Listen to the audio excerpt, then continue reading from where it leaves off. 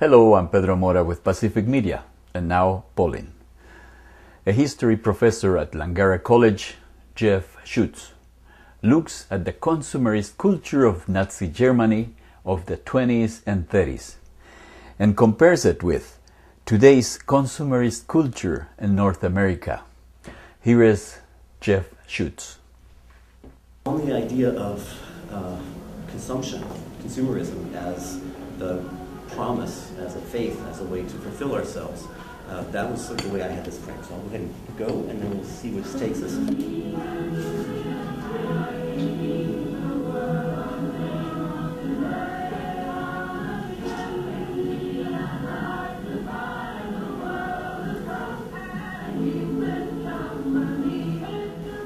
Historians now have had 60 years to make sense of Nazi Germany, and we have, with increasing sophistication and nuance, come to understand that it was truly a complex society where the government used an improvised and effective balance of intimidation, but also propaganda and also constructive social policies to nurture very real popular support.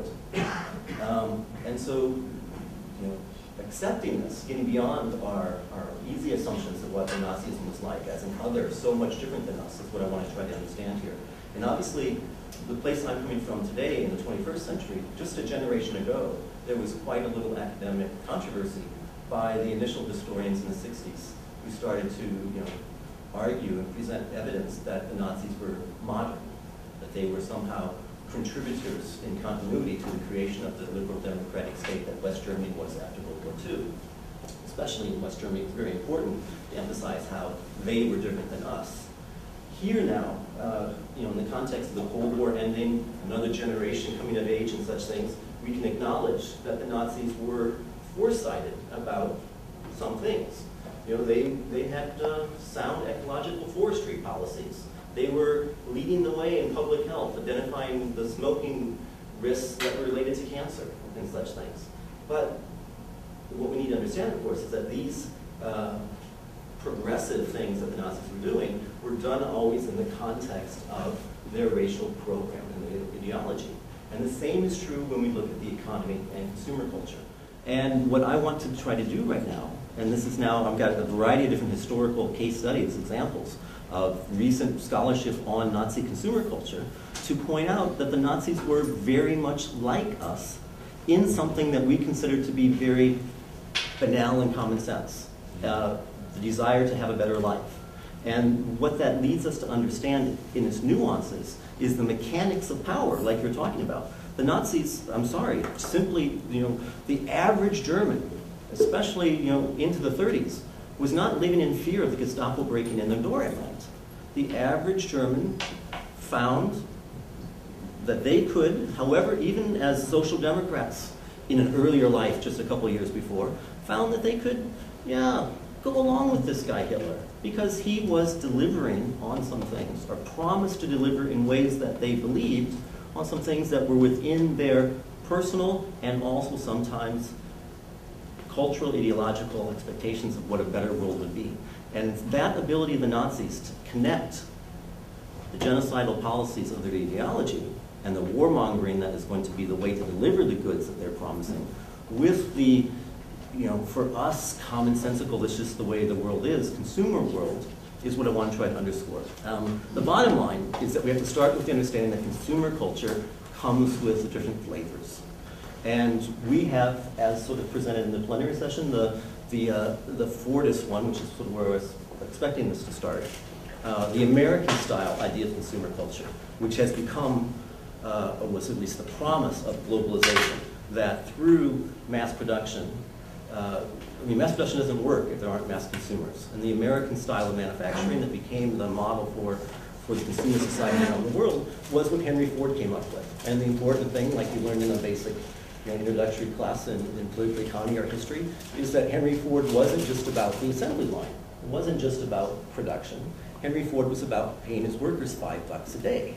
It was the mass production producing a lot of things, but also creating the potential for mass consumption by paying your workers a decent wage, providing them credit and such things so they could purchase what's being produced, and that way make the engine of the economy go.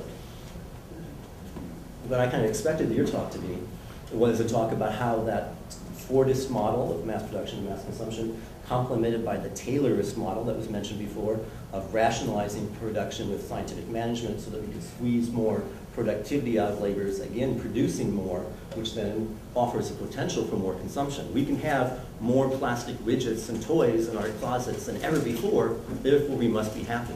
You know, that's the promise here. And that's what, when we talk about consumer culture in our world, that's what we're generally talking about. And we talk about it now, in the 21st century, certainly, with increasing sophistication about the concerns of the environmental consequences and such things of such boundless consumption. But that isn't the only or simply the end-all definition of consumerism. What I want to show you is how the Nazis also promised a consumer society, promised essentially that they could deliver to the Germans the same sort of basket of goods that would make it so that you had a nice lifestyle that those Americans had. But they did it in a way that was Nazi, that was informed with Nazi ideology. And in this way, I think, again, an understanding of history helps us see how, do you have anything to drink? How, like you said, life is about making decisions and such things. Well, by understanding Nazi consumer culture, by looking in the mirror and seeing how the mirror of history, how Nazis are like us. Thank you very much. How this part of Nazism is very much like our world today. We can see how consumerism itself can be utilized, has an ideology, and has an ideology that can be twisted and spun according to political regimes and their basic ideals. Okay, so let me continue. So we all know CocaCola. The soft drink produced since 1886 in Atlanta, Georgia, sweetened sugar water. It's by far the most known brand name around the world. It was the poster child for globalization because it is a product that anyone can buy for a minimal amount of pocket change, whether they're in Peru, Vancouver, literally any place in the world. Well, now we're going to talk about the history of Coca-Cola. In the 1920s, this American consumer product, which was one of the first products in the United States to actually establish a national market through franchises and such things, had a big international push. They were going to spread the wonders of sugar water around the globe. And introduced bottling plants in the Philippines and countless other places. In 1929, economically depressed Germany finally got its Coca-Cola plant. A small, an expatriate American, small operation, first production was 4,000 cases. A very small beginning, it's a modest beginning. The key thing here, though, is that whereas the Great Depression that started that year caused almost all the other Coca-Cola international efforts to go bankrupt and close down, the one in Germany skyrocketed. Doubled sales every year through the 1930s, was a national product in Germany by 1936, and became, I argue, perhaps qualified with a couple of cigarettes and other major brand names, but certainly one of the most high-profile mass consumption products in Nazi Germany. One that we don't think of association with Nazi Germany, obviously. And Coca-Cola Company obviously doesn't want you to associate its $67 billion trademark with swastikas, but that was the reality. So how is it that Coca-Cola fit in so well to Nazi society at the same time that their advertising is essentially just repackaged American advertising? They're offering the same little boys in straw hats going off to the fishing pole as their branding, but yet that branding is something that resonates in Germany. So that's what I'll try to explain real quickly, and then we'll go to other examples. So first off, I guess we should probably emphasize again the situation in Germany as the Nazis took power. Germany at the beginning of the 20th century, leading the second industrial revolution in chemicals and automobiles and such things, is one of the most vibrant, dynamic countries in the world. People's standards of living are high, and the labor unions and Social Democratic Party in Germany, Social Democrats are the largest party in parliament. So in relative terms, Germany is doing well, very well. And then, though, you have more than a generation of Germans that suffer badly. They suffered during the naval blockade during World War I to the point of starvation. They suffered then the hyperinflation of 1923 when everyone's savings are gone, the currency is destroyed, and their orientation economically is lost. Because of the reparations payments that were mentioned earlier, Germans continue to suffer. When the Great Depression hits in 1929, Germany suffers more than most, certainly much more than France next door. And it's in this context, though, that we can understand why Coca-Cola does so well in 1929, introduced just before the Great Depression hits. In that, the franchise structure of Coca-Cola allows it then to tap into grassroots entrepreneurship. It's a decentered company. The Coca-Cola company Atlanta only sells the concentrate. Everything else comes from local producers. So hardworking, desperate German salespeople go out and they push the product. And in that way, build Coca-Cola's market share. The fact is as well, and this goes back to the Coke brand then again, is that it represents a mass market commodity. A standardized product produced scientifically and hygienically, a taste, literally, of the new world to come with the promise of modernization. And Coke has done in the United States beforehand and around the globe since a great job of sort of mixing its nostalgia, its idealized versions of the past, with the fact that it is a standardized product that's the same wherever you go. You can go to Peru and you know what you're going to get with that Coca-Cola. So those kinds of modern aspects of Coca-Cola were something that fit with the Germans' desire to have a taste of the future that had been now denied to them financially and economically for the last generation. And it gave individual entrepreneurs a chance to actually make a living and make money. And so they pushed the product. But we also need to look at how this then fits in to Nazi society itself and how consumer culture itself was a buttress to Nazi rule. How the promise of a better life in basic material standard living terms and pleasure was something that the Nazis promised, obviously not to everyone, but to Aryan Germans. And so there we have to understand what Nazism was about a bit itself. And so one of the things that I use is the advertising campaign that the Germans did in the mid-30s about driving. These are little brochures that they put in bars and such. And so essentially, the message that comes through in this advertising campaign is the same as the one that was going on in the United States, drive refreshed. That Coca-Cola is something that you can drink while you're driving, and the caffeine and sugar will give you a little extra energy. That's a personal thing in our world. It's like drive refreshed, no big deal. But inside the overall rhetoric of what the Nazis were presenting to the German people as the imagining of their better world to come, as the Volksgemeinschaft of the Nazis, is that everything, including simple pleasures, aren't to be done just for you as the individual, but to be done as part of service to the community, as part of the Gemeinwohl, for everyone. And in this way, drive refresh becomes something that you don't just do so you don't have a personal car accident and have to pay your insurance company as the rates go up, but instead something you do in service of your community so that you can be a more efficient driver, worker, and whatnot. And so there's this spin in even such an innocent little ad as that, that is American in its origin, but yet becomes something that resonates well with the future promise of the community that the Nazis are presenting and promising.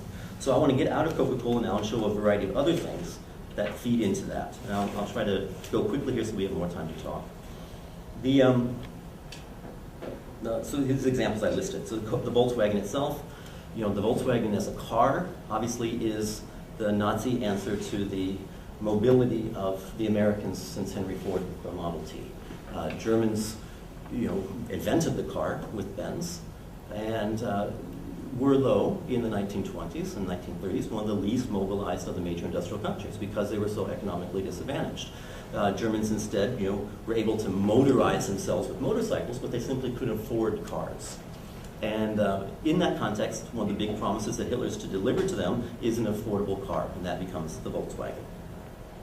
It's going to be sold for under 1,000 Reichmarks, so it's something that's meant to be affordable. Practice, even with Taylorism and Fordism, though, it couldn't be produced that cheaply. And the reality of the car is that, it's never made for people on the market. It does go into production and is used a bit by the military, but basically the Volkswagen factory becomes a military factory during World War II. But if you look in detail at the Volkswagen itself, who was putting money into the savings plans that were going to deliver them a Volkswagen once they went into real civilian production if World War II hadn't happened, for example, is that even then the car was still too expensive for the average person, was being bought by small businesses and such they can use in their work. The bottom line is that they are promising people, again, the mobility and freedom that they think Americans have because they have so many cars. And the Nazis are going to deliver it in a real way, so it seems, with this Volkswagen car that they've produced. The fact that the Nazis could create such virtual consumption, as some people have called it, is the real point here. The group that is, the Nazi organization that's managing the Volkswagen project is Kraft der Freude, which is part of the German Labor Front, the corporatized one union the Nazis created for all workers.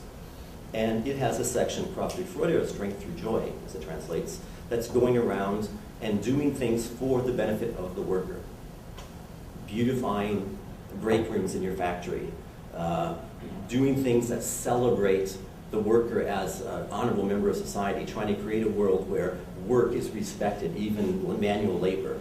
And in that context, they take over all the union funds that existed back before the Nazis and become a very well-respected mass tourism organization, where they provide cheap vacations for workers.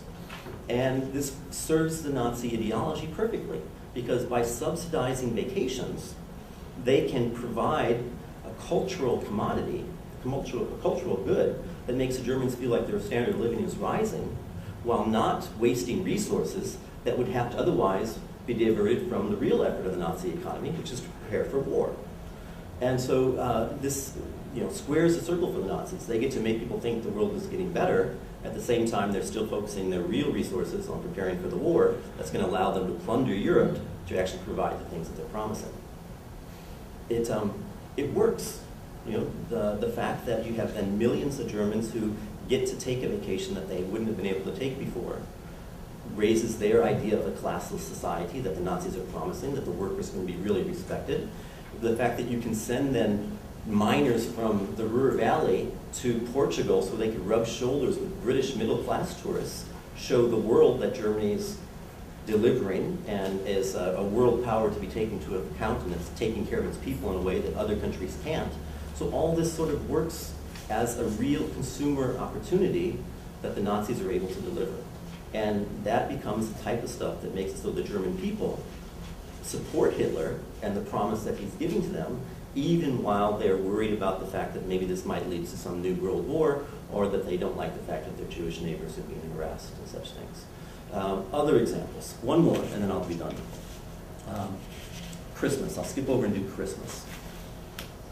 Christmas is coming. For Germans, Christmas is a special holiday. It's just like how Germans know that they can hug trees better than anyone else because they appreciate forests.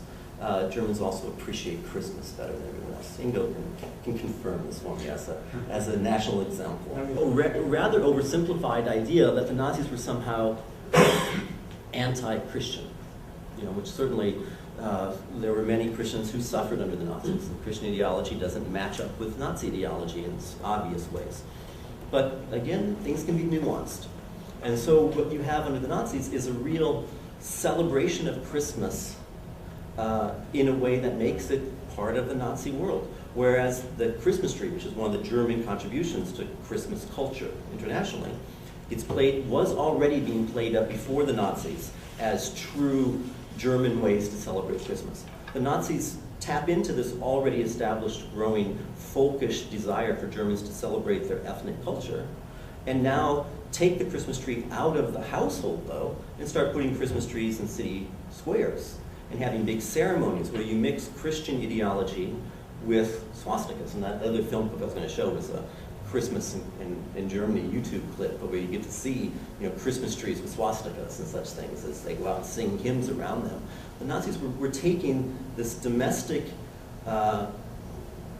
good feeling of celebrating Christmas with your family and making it something that was now going to be national in a Nazi Volksgemeinschaft, where you could celebrate Christmas in the community that you're part of in a way that would, strengthen your association to Nazism by participating in Nazi spectacle and ceremonies. One other aspect of how this has a direct consumerist relationship is Christmas markets. We had a German-style Christmas market in Vancouver last year. It'll be back here this year.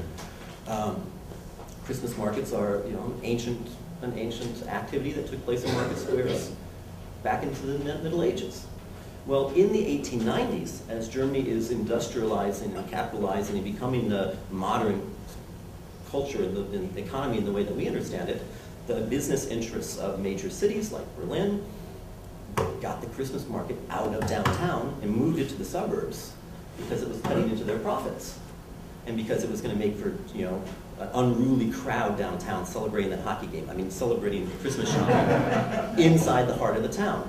Well, when the Nazis come to power, they make a big deal about, again, moving the Christmas markets back into the center of town again. And so the Berlin Christmas market in 1934, the year after the Nazis take power, is back into the center of town. It has an unprecedented, remarkable 1.5 million plus visitors, as Germans get to go drink their blue wine and rub shoulders with their friends and enjoy the Christmas market like they hadn't been able to for a generation or two.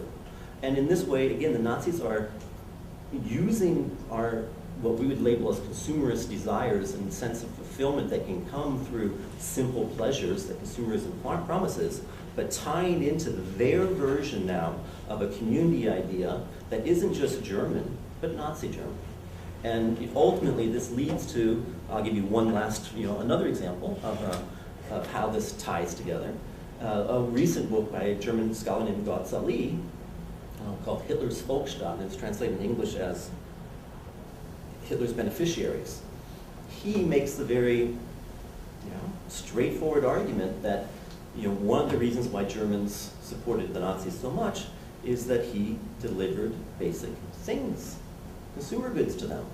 And the fact that you could go to an auction and buy that piano that you always wanted for your daughter at half the price, or even cheaper than you would ever thought you could buy it, was enough of a reason to say, my life's getting better. The fact that that piano has just come from that neighbor down the street who's now been deported east, that's why it's in the auction, is something that could be, in the way that we can live with contradictions as human beings, something that the Nazis were able to build on to create the idea that you Aryan Germans are going to have a better life now at the cost of not only German Jews, but then the rest of Europe once we go start plundering and start bringing Ukrainian food to feed you, start bringing luxury items from France home so that you can enjoy them here in Germany, providing Germans with that standard of living that they expected but hadn't been able to have before. And in that way, the Nazis were a society that was predicated on war and genocide, but one that gained the support of its people by providing, if not very many, but very real promises of consumer abundance in the future.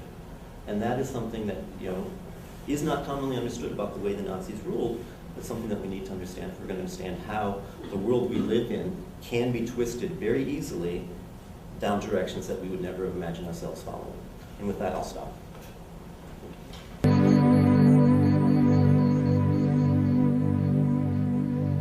On the theme of the Occupy movements, I think that's a really good place to start. In that, the main message is that we're the 99%, and it's the 1% that is the other that's doing all the harm, is causing all the suffering. The reality is in that we've lived through the 20th century, which was an age of mass politics, and whether it's the British Empire with indirect rule, Stalin's Soviet Union, or Hitler's Germany, the reality is that the people in power have to find a way to get cooperation from the masses. This is the liberal democracy that we were talking about before. That's the primary way it's done in our world. It seems to me that that reality is what I was trying to do, and explain technologies of power and how people, whatever it is that's on the top that's directing things, manage to get the consent of those that are following. And I find that, for her comment, the place where the Occupy movement needs to maybe shift its focus, or at least complement its focus, is stop saying just we're the 99%, who are suffering, but especially in places like New York, we are the 5% that is consuming roughly half the world's resources. And in that way, we are the exploiters.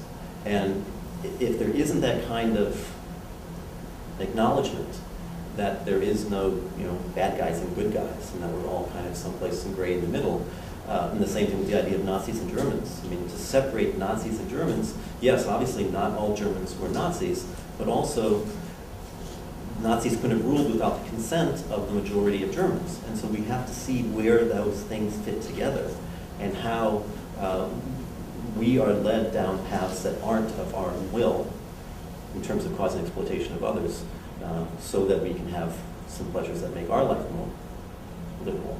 And until we figure that one out, we're not going to be solving the problems. The 1% elite of the 20s and 30s, no different than the 1% elite of today, instigates the supremacy of the economy. That is, jobs to make money and the abundance of consumer goods to spend that money. This culture, centered on money, ignores human services as the motivating force for our activities. Jeff Schutts' message is that the consumerist desire for prosperity and comfort that blinded many Germans in the 20s and 30s to support Hitler is the same consumerist culture of today that blinds too many of us from rejecting the human rights violations in Guantanamo, Cuba, as well as in Gaza, Palestine, by our own current government. A possible solution to this current political nightmare is suggested by this booklet, Perpetual Direct Democracy, published by Amazon.com, where a cultural change would shift political power from the politicians to the 99% of us. A cultural evolution, a cultural change is in our hands.